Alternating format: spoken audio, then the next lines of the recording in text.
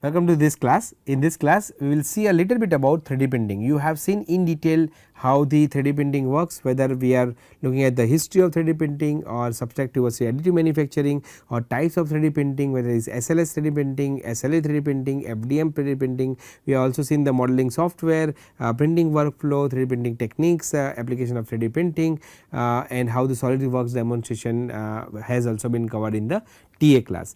Now this is a very small lab video where we will show you a quick demonstration how the 3D printer works. So you enjoy the video and see how 3D printer that we have at our lab works and do try to understand that whatever is taught in TA, how it will help to finally design a casing or a component in which you can put your sensors or electronics. So it is like a 3D prototyping, right, because you need to have a prototype before you actually go for the mold and actual product.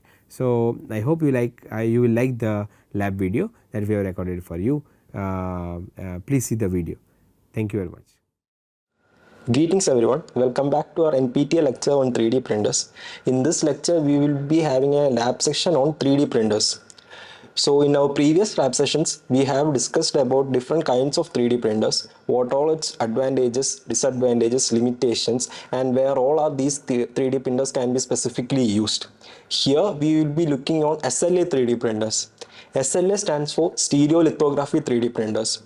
So here we have a SLA 3D printer from Formlabs. The particular model is Formlabs 3BL. So now we'll take a closer look on some of the important parts on a SLA 3D printer. So on the top of the printer we will be having our print bed. It's here our print will be stick onto while it's printing. On coming down at the bottom we will be having our resin vat. It's inside the resin vat we will be pour our liquid resin, that's a photopolymer. It can be either by automatic means or by manual means depending upon which kind of printer we are using. In Form 3BL it will be having an automatic feeding system where we will keep our resin cartridge and it will be automatically fed to the resin tank on demand. So beneath the resin tank we will be having our laser processing unit or LPU.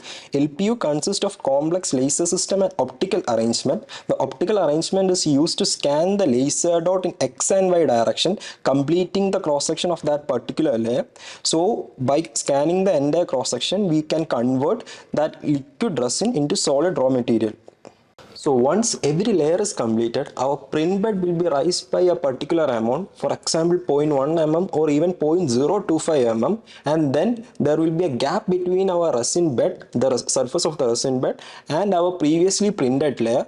So in that gap our new resin will be coming, and then again the process repeats to create a model that we upload to our printer. So each printer will be having different kind of GUI, but the generic workflow remains the same. In our Forms 3BL, we have a printer GUI screen here. So before putting it for printing, we must make sure that our key components are in place, like print bed is locked, our resin vat is properly secured, or our resin cartridges is in place and it have enough resin to complete the print. So once making sure everything is done, then we can put our print for printing. So here I can just press the print button to start the printing. So in our particular case, this print will take around 1.5 hours to complete the printing. So once it's done, we will be resuming the lectures. Now the print is completed. We can remove the print from the print bed.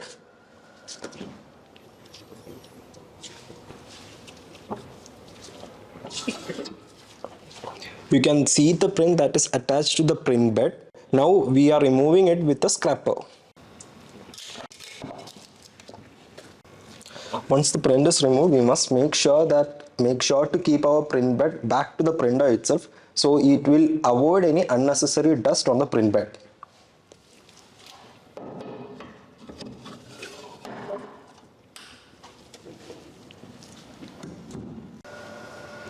Now we can see the residual resin that is stick onto the printed part. So we need to give it an IPA bath or a rubbing alcohol bath for around 50 minutes. So here we have a rubbing alcohol station. In the bottom of this bathing station, we will be having blades which will be continuously rotating to create a vortex effect So it will make sure that IPA will reach every corner of our printed part to clean it thoroughly. So I'm placing it in the station. We can keep it for around 15 minutes for a complete cleanup. Once the washing is completed, I have kept the print part outside for around 30 minutes, so it will help in evaporating of IPA. Now we can remove the support materials. So I am using a snipping tool to cut the support materials. Once the support material is removed, if want, we can give a little bit of sanding, so we will be having much more smoother surface finish. Now the final step is curing our printed part. We will be keeping it under UV light for around 30 minutes with temperature of around 60 degrees Celsius to completely cure our part. So we will be having a UV curing station here. We'll keep our parts here.